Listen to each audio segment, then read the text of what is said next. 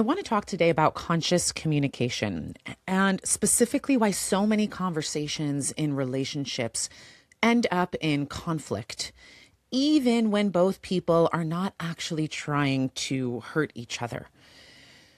Because I think a lot of us have had this experience where we go into a conversation with someone that we love and we think to ourselves, I'm just trying to explain how I feel, or I'm just trying to express a need, or I'm just trying to get them to understand me. And within 5 minutes, somehow the whole thing has turned into a full-blown fight.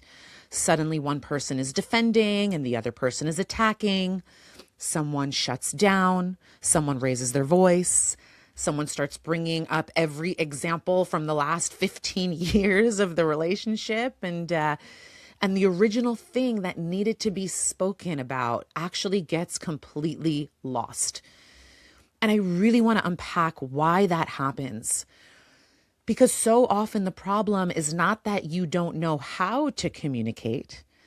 The problem, I believe, is that you're not communicating from the part of you that is actually hurt. You're communicating from the part of you that is protecting the hurt. And that is a very different thing.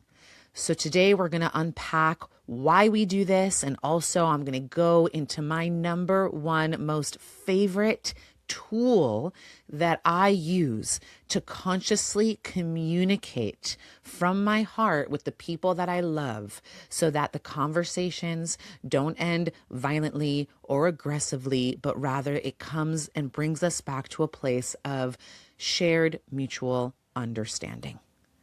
Let's dive in.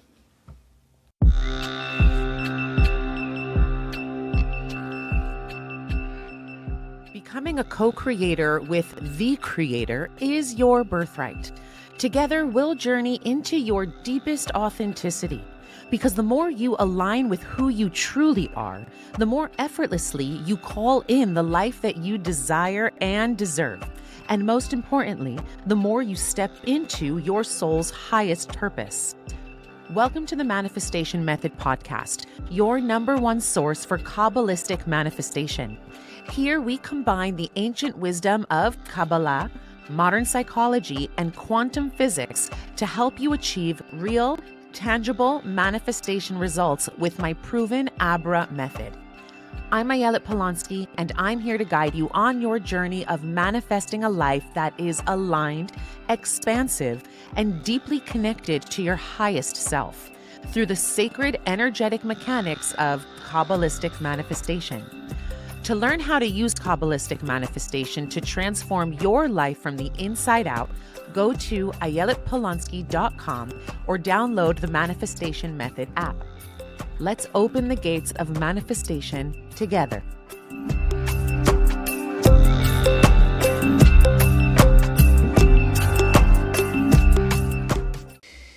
So I really love internal family systems. It's a therapeutic model that sees us as having different inner parts, right? It's called, another word for IFS or internal family systems is parts work. And so there's this understanding that we have a whole family of parts inside of our being, inside of ourselves. We have the wounded parts, the vulnerable parts, which are often called exiles. And then we have the protector parts. These are the parts that try to keep those vulnerable, wounded parts from being touched ever again, because it's just too painful to go there, right? We've been hurt or had a traumatic experience as a child. And so that part of us that was touched as a child goes into exile, right? Because it's like, and as a result, we create protector parts, which now are kind of like, for me, it became the tough girl part, right? The tough girl part became erect in order to protect the vulnerable part, because God forbid I let the vulnerable part show, there's much opportunity for her to get hurt again and again and again. So my protector part serves the role of making sure and ensuring that my vulnerable parts, my wounded parts, don't feel that same pain that I felt as a child, for example. right? But on the other side of this coin is we also, with these protector parts, kind of protect ourselves from also being able to let in the love and the connection that we deeply desire. And so the IFS Institute describes exiles as young parts that often carry pain, fear, shame, vulnerability, while the protectors kind of organize themselves around keeping those painful places from being exposed or overwhelmed. And so let me just make this really simple and human for a second. So to break this down, the vulnerable part or the exiled part might say something like, I miss you, or I feel scared that I don't matter, or I feel lonely, or I want to feel close to you, or maybe she's saying I need some reassurance right now, or maybe she wants to say I felt hurt when that happened, right? And that can be scary to share in that way. It's very exposing. And so the protector part says, right, you never make time for me. You're so selfish. You clearly don't care. I'm always the one doing everything, or you're impossible to talk to, or maybe the protector part goes as far as to say, forget it, I'm done. And so I want you to just kind of take a moment to feel the difference energetically between the vulnerable part that might say, I miss you, and the protector part that says, you never make time for me, right? Can you feel the difference? The first one opens a door, and the second one starts a war. And I'm not saying this from a place of judgment, because from IFS language and also from all of my lived experience and different modalities that I've learned, like, protector parts are not bad. They're not wrong. And they're not trying intentionally to sabotage your relationship. What they are trying to do is they're trying to keep you safe. That is their job. And so a protector part is the part of you that learned somewhere along the way that if I'm too soft, I'll be dismissed. Or if I'm too honest, I'll be rejected. Or if I show how much I care, I'll be humiliated. Right? If I ask directly, I might not get it, and that would hurt too much. Right? Or if I soften and get vulnerable, I might get hurt. And so instead of saying the vulnerable thing, what we do is we armor up. We criticize, we withdraw, we get sharp, we over-explain. Maybe we become cold or sarcastic or controlling. There's so many different, protective mechanisms that the protector part utilizes. And so, what we do is then we make our partner the problem, because it feels safer to make them the problem than admitting to myself, oh, I'm actually scared, or I'm lonely, or I want you, or I need you, or I don't feel chosen right now, or I'd love to feel like the priority, right? All the things. And this is really where nonviolent communication is so powerful, because NVC, nonviolent communication, brings us back to the actual human need underneath the conflict. And so Marshall Rosenberg's model of nonviolent communication is often taught through 4 core steps. And these steps are observation, feeling, need, and request. Observation, feeling, need, and request.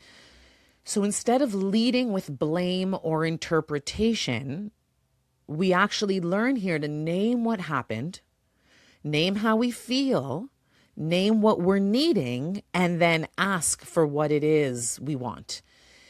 And so in practical terms, instead of saying something, for example, let's go with, you're always on your phone and you don't care about me.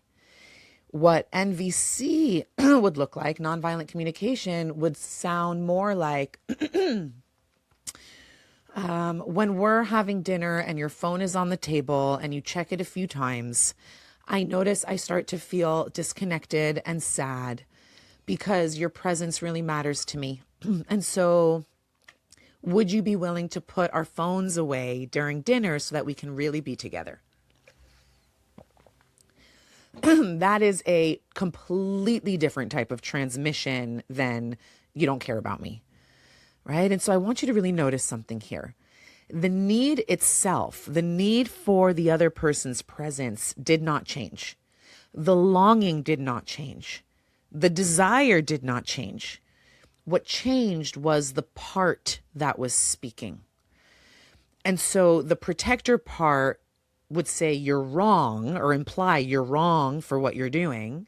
Whereas the vulnerable heart says, this thing actually matters to me, right? So instead of you failed me, the vulnerable heart says, I want to feel close to you, right? Instead of saying, all or nothing statements, which, I used to be really good at, right? You never make time for me, or you always work, or whatever, which is a protector part speaking, right? My vulnerable heart would say, I miss spending time together.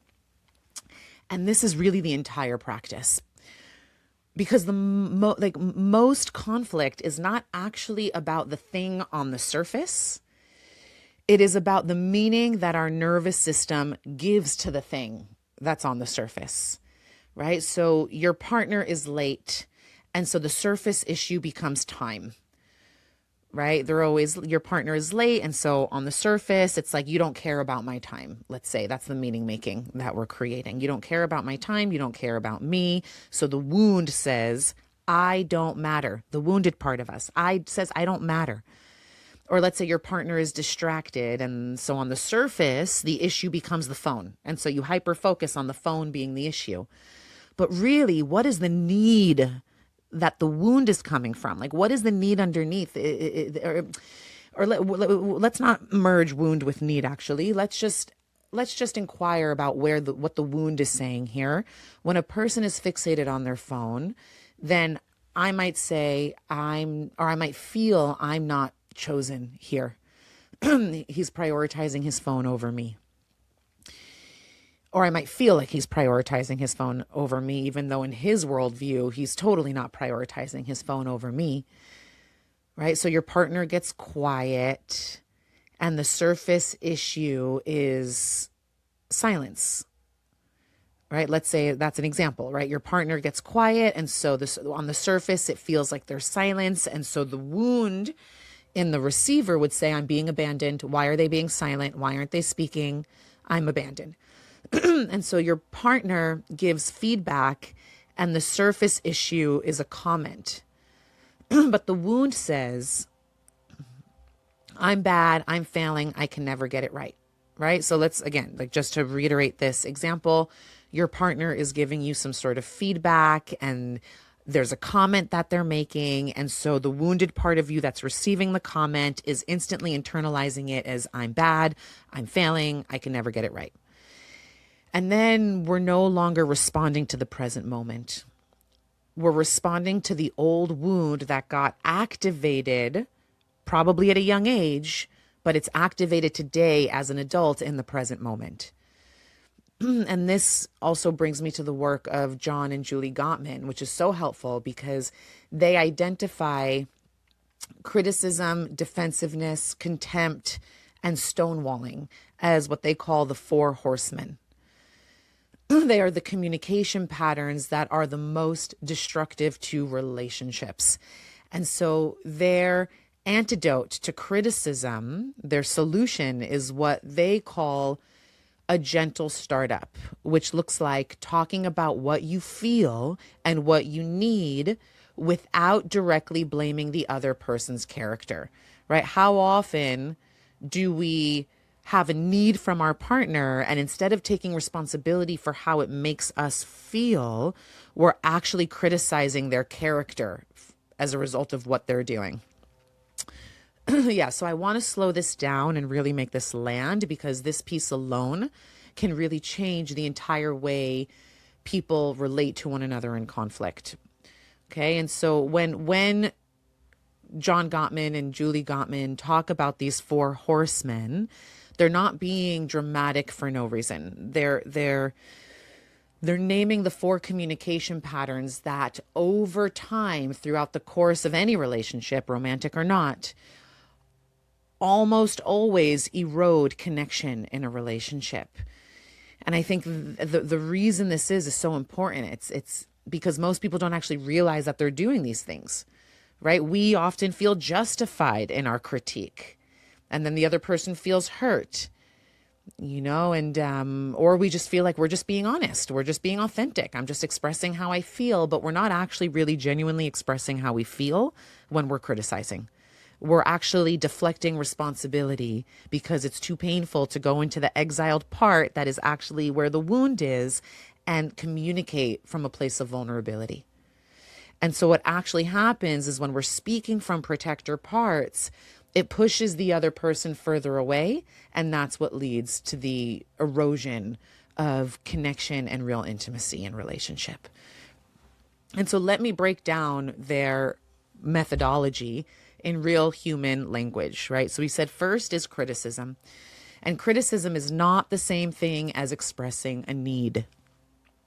Criticism sounds like, you never help me, you're so selfish, you're always doing that, or you're never doing this, or what's wrong with you?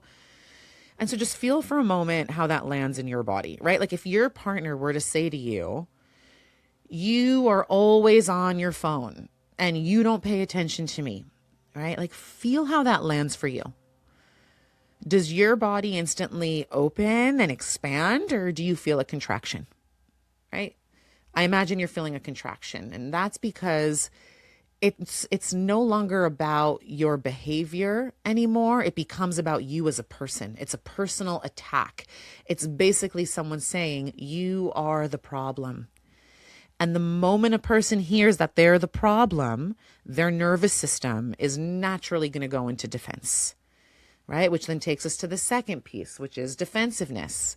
And defensiveness is the natural response to criticism, right? It is the natural response to criticism. Defensiveness sounds like maybe you responding with, that's not true, I'm not always on my phone, or I have work things to do and it's important, so stop making a big deal. Or maybe you're responding with, well, you do the same thing, you're on your phone all the time too, or why are you always attacking me, right? These are all ways that we get defensive. And so now what happens is instead of one person sharing a deep need and a longing, you just have two people protecting themselves because their beingness has been criticized. And from this place, no one is able to listen anymore, right? That system of real listening shuts down and we go into like fight, flight, right? Which then leads us to contempt. And this, I believe, is like the most dangerous one. This is where things get really sharp and really disrespectful and maybe even a little bit cruel, and so contempt can look like one person rolling their eyes or maybe laughing in response, or maybe making a sarcastic comment or mocking or saying something like, well, that's just ridiculous, or you're being crazy, and so this is the energy, right? Contempt is the energy of I am above you.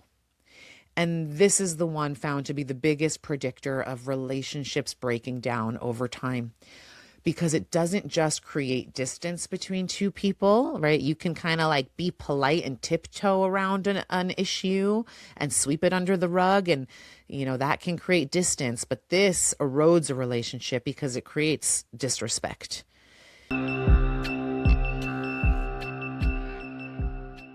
Hi, Ayelet here. I just wanted to pop in and say I am so excited to officially introduce the Manifestation Method portal, membership, and app.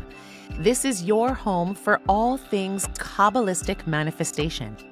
You'll get access to my monthly live workshops, soul deep hypno activations and attunements, all of our manifestation courses, and our global community of manifestors.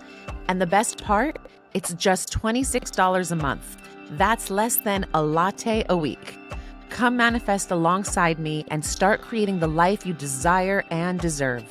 Head over to ayeletpolonsky.com to join us. And then there's stonewalling.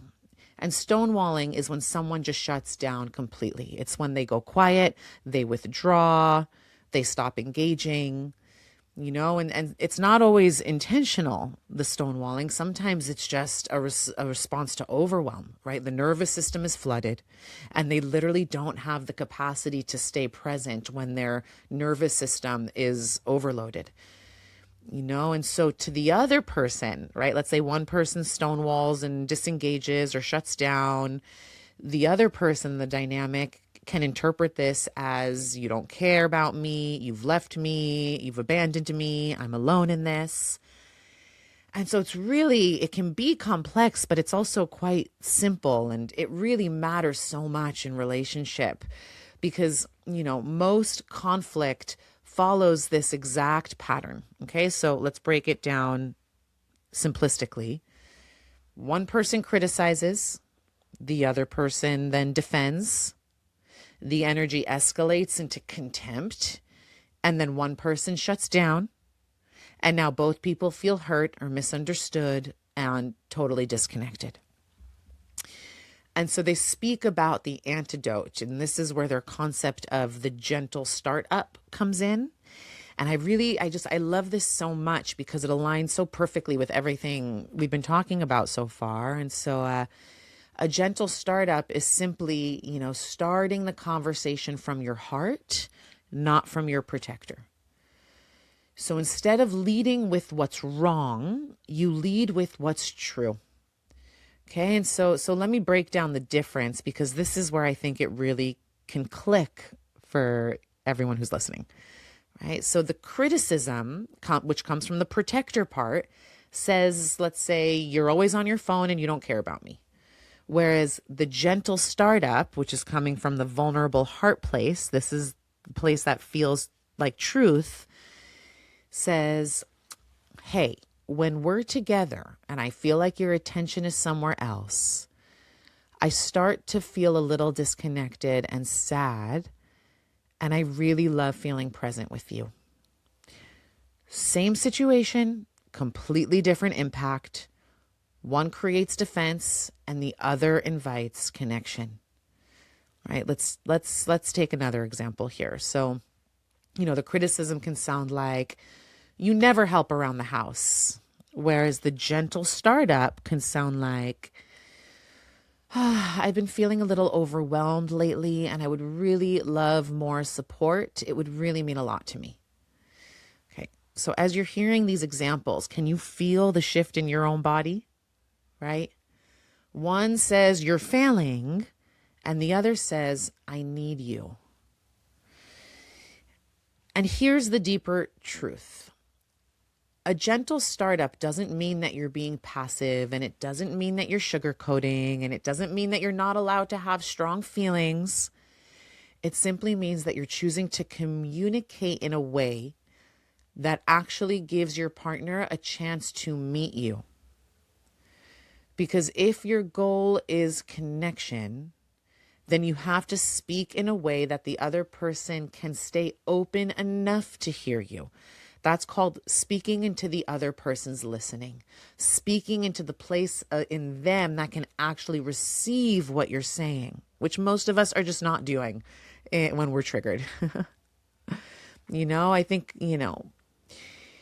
most people think that I'll speak gently when they start showing up better. But the truth is it actually works the other way around. When you shift how you come in, when you shift your approach, then you change the entire dynamic. And it's not always instantly and not perfectly, but it changes things significantly. And so a simple way to practice this is before you speak, ask yourself, am I about to tell them what's wrong with them? Or am I about to share what's real for me? And then take one breath, drop into your body, right? Drop into your body and choose how you're going to say it. Choose to share what's real for you. Because I promise you, the way you start the conversation always determines how it ends. It's like a map, a recipe. And it's not just communication. It's like real relationship alchemy. And that's really what we're talking about here. It's can you bring the truth without the attack? Can you bring your need into conscious conversation without the accusation? Can you bring the ache to the conversation without turning the other person into the enemy? Because the moment your partner feels attacked, most people are just not listening anymore. They're just surviving. And this is so important. A lot of us think our partner is hearing what we're saying, but really they're not. They can't. They're hearing it through their own wound. So you say, I want more presence, and what they're hearing is, I'm failing. You say, I feel hurt, and they hear, I'm bad. Or you say, I need more help, and they hear, nothing I do is enough. Right? And this is where communication becomes so complicated, because now you are not just speaking to your partner, you're speaking to their protector parts, to their shame, to their defensiveness, to their old stories that they've been carrying about themselves. Right? And so they're not just hearing you, they're hearing their own self-critic. So what happens is now you have two people together in a room, but they're not actually meeting each other. One person is speaking from protection. The other person is listening through the lens of their own shame. And that is how a simple conversation becomes a battlefield. And this is why giving your partner the benefit of the doubt matters so much.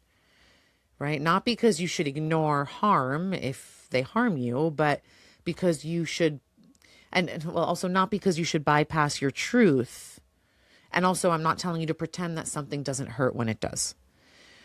But because if you assume your partner is against you, then you will speak to them as if they are against you. And the moment you speak to them as if they are the enemy, their protector comes online. And so here, really, conscious communication requires this radical, sacred pause where you ask yourself, can I assume, at least for this moment, that there is a human being in front of me who is not trying to hurt me? And can I speak to the part of them that loves me instead of the part of them that is defending? And can I remember that my goal here is connection and not winning? Because that question alone changes the nervous system. And I really want to give you another tool here, because this is not just like mental gymnastics. You can't think your way into conscious communication if your body is in protection mode. If your chest is tight, or your jaw is clenched, or your belly is braced, or your breath is shallow, or your pelvic floor is contracted, then you're probably not about to speak from your deepest truth. Let's be honest. You're probably about to speak from your armor. And so before you communicate a need or a desire or a longing, I invite you into a sacred pause. And I'm not just saying for 3 seconds while you prepare for your argument. No, I mean, really pause. Put a hand on your body if that feels supportive. That's what I do. I put one hand on my heart and one on my low belly. And I breathe down. I don't breathe up into the chest and not into the mind. I breathe. I take my breath down and I let the breath move into the lower belly, into my pelvis, into my root center. And I let my body know I am safe enough in this moment to tell the truth without attacking. And then as I breathe here, I ask myself, what am I actually longing for? Right? I don't go into what are they doing wrong, or how do I prove my point, or how do I admit to them that they failed, but rather, what am I longing for? Because energetically, the pelvis is such a powerful place to speak from, especially for women, but I'm speaking to both men and women, because the pelvis reconnects us to the body. It reconnects us to our feminine. It reconnects us to our masculine, to our desire, to our softness, to truth that is not performative, but that is like honest and real and from our core. And what it does then is it takes us out of the courtroom of the mind where we are building up a case, and it brings us into the temple of the body, where we can actually feel what we want. And so from that place, the language changes, right? The mind will say, you're never affectionate anymore. But the pelvis says, oh, I miss feeling wanted by you. You know, the mind might say, you're always distracted. But the pelvis knows how to say, I want to feel your presence with me. Right? The mind might say, you don't understand me, where the pelvis would say, I desire to feel like my inner world matters to you. And do you feel how different that is? It's not weakness. It's actually so much more powerful because it's clean. It's from your core. It's from your root. It's not diluted with blame and it's not distorted by accusation. It is vulnerable, direct, embodied truth. And it is what will allow you to speak to the other person's listening because they're going to meet you there, hopefully, right? And that kind of truth has a much higher chance of reaching the heart of the person in front of you. And yeah, no, doesn't mean that they're always going to receive you perfectly. No, right? We're human, of course not. You know, they have their own nervous system, their own history, their own protectors, their own shame. But at least you will know that you communicated from integrity. And you will know that you did not abandon yourself and you did not attack. And your chances of being received here go up. And that's huge, right? And another thing I want to say is that sometimes we confuse intensity with honesty. We think to ourselves, well, I'm just being authentic. I'm just being honest. But honesty without regulation can actually become violence and aggression.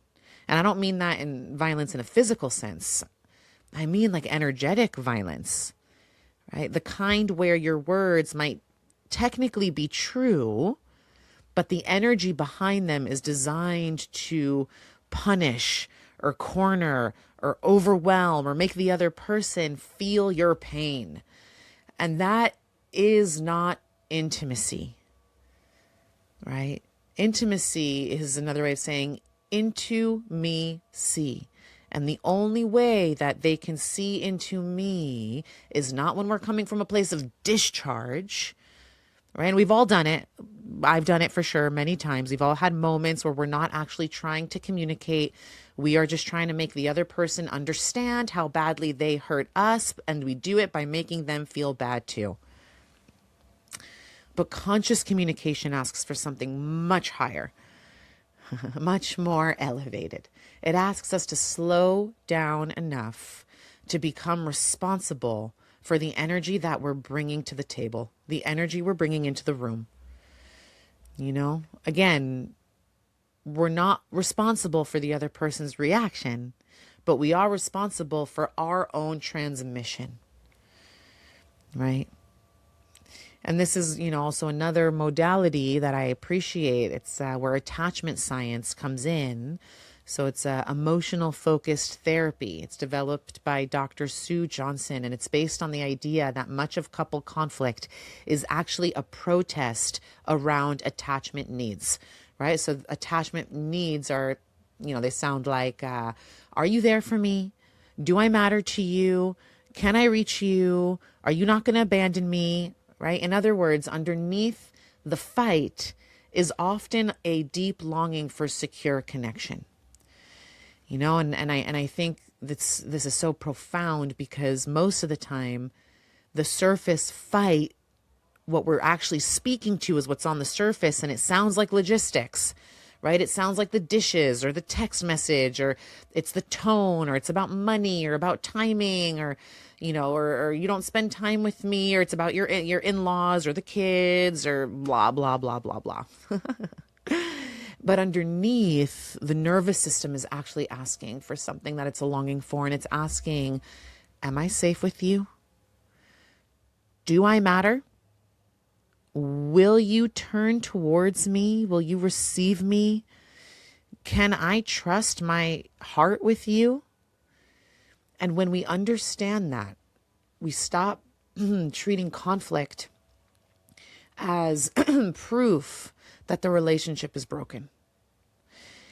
And we start seeing conflict as an invitation to discover the vulnerable longing underneath the protector reaction. And so here's the actual conscious communication process that I spoke about, right? Before the conversation, you regulate your body, you breathe down into your pelvis, you ask, what is the vulnerable truth underneath my reaction, right? And then you separate observation from interpretation. Oh my gosh, the meaning making we do, it creates so much disconnect, so much rupture, so much, sometimes it's false meaning, right? Sometimes. And so observation would look like, okay, you checked your phone 3 times during dinner. Interpretation is, you don't care about me. And then observation is, let's say another observation is, you got quiet after I shared that. And so then the interpretation or the meaning making goes into, you're abandoning me, right? Or maybe the observation is, right, the facts. The facts are, we haven't had sex in 2 weeks. And so the interpretation goes into, you're not attracted to me. And this matters because when you lead with interpretation or meaning making, your partner will likely defend themselves, right? But if you lead with observation, then there's more room, right? And then we get to name the feeling. We don't name the analysis or the meaning making. We name the feeling. And that's where we take radical responsibility here. We speak from the vulnerable part. I feel sad. I feel lonely. I feel anxious. I feel disconnected. I feel tender. And again, asking then for what your longing is. This is a process I take so many couples through, and it is profound. When we're able to speak from the place of real longing, alchemy happens, right? What is the longing? The longing might sound like, I need your presence. I need your reassurance. I need some affection right now. I need to feel chosen. And from that place, you make a very clear request, not a demand disguised as a request. Not, can you finally stop being so selfish? But would you be willing to put your phone away during dinner? Or would you be willing to hug me for a minute before we talk about logistics? This one's so beautiful because I hear this from a lot of my female friends. It's like, my husband only talks about logistics all the time and it's taking the intimacy out of our marriage. Okay, well, where's the woman's responsibility here too? Is she able to be vulnerable enough to say, before we speak about logistics, can we connect for a minute? I really want to connect with you for a moment beforehand, right? That is communication. And it's so, so beautiful when we start to communicate this way, because it doesn't make the other person wrong, or it doesn't make the other person bad. And, it really brings an awareness. There's 2 people in a relationship, but there's really a third entity, and that is the spirit of the relationship. And the spirit of the relationship, the energy between the both of you, is what gets co-created. And this is where true intimacy begins. And it's not because the conflict disappears, but it's because now conflict becomes workable. Conflict becomes a doorway. It becomes a place where 2 people can meet more honestly. And it becomes a place where the protector parts soften enough for the real humans underneath to finally speak and be heard. Right? And I do feel like it's important for me to clarify this point. What I'm saying here is not that, conscious communication does not mean tolerating disrespect or abuse, God forbid. It does not mean that you have to stay in a conversation where someone is yelling at you or insulting or manipulating or threatening or being aggressive or refusing to take any responsibility. No, that is not what I'm saying. You're not a martyr here, right? Conscious communication requires safety on both fronts. And so sometimes the most conscious thing you can say is, I really want to continue this conversation, but I'm just too activated right now. Or I'm not available to be spoken to in that tone, or maybe let's come back to this conversation when we can both be more present. And that is not avoidance. That is maturity. That is responsibility. That is regulation. And so So beautiful. So I've said a lot here. And ultimately, it's so, relationships are tricky and they're challenging. And I remember when my husband and I were engaged, we went to go visit this rabbi in Bat Ain in Israel. And I was on a mission. I was on a mission to, like a journalist, I was investigating what is the secret to shalom bait? What is the secret to peace between husband and wife? And I wanted to crack the code before I got married so that my married life would be smooth sailing. So I asked everyone who had been married for many years and had grown kids and people who I respected tremendously. I asked them, what is the secret to peace between husband and wife? And this one rabbi, when I asked him the question, he looked at me and he said, the secret to shalom bait, the secret to peace is avoda. Avoda in Hebrew is the word for work. The secret to peace is work. I didn't love his response then, but, years and kids later, I get it. I get it. Marriage, relationships, romantic or not, take work. And this is the work. Learning how to communicate in a way that honors the essence, the spirit of the relationship. Because when one person is down, you're both down. There's no such thing as like, I've won and I'm on top and now we're good. No, you see it. You see it in your partner when you attack them or criticize them or are aggressive and they shut down. It affects you too, because that is the spirit of the relationship being impacted. And that impacts both of you. And so when you start to see that your relationship is a team and that I care about you enough to know that I can either be married, I can either be right or I can be married. Choose one. So where can I soften? Where can I surrender? It's such sacred, holy work.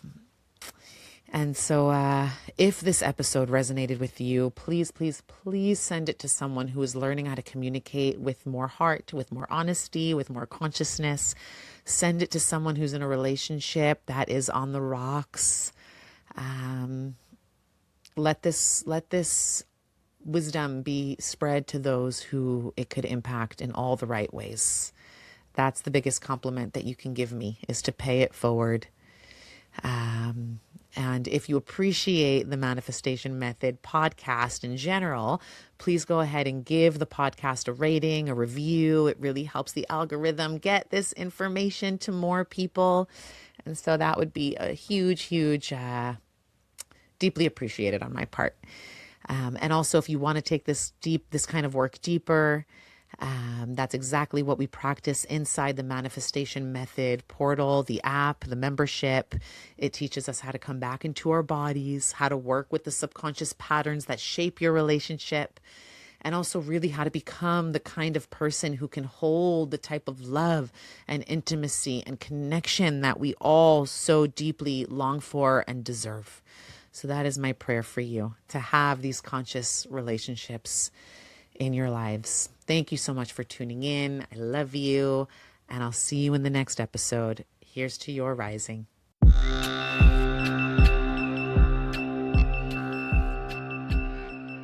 If you enjoyed this episode, let's keep the conversation going inside the Manifestation Method portal app, your #1 destination for Kabbalistic manifestation.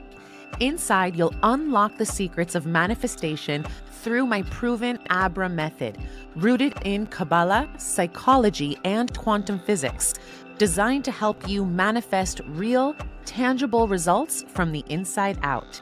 Join our global community of manifestors, explore our signature courses, monthly live manifestation workshops with me, Ayelet, and access our transformational hypno activations and attunements to rewire limiting beliefs and align with your soul's purpose. The app is available now on the Apple App Store and Google Play. To sign up, head over to ayeletpolonsky.com. Becoming a co-creator with the Creator is your birthright. Let's manifest the life you desire and deserve together.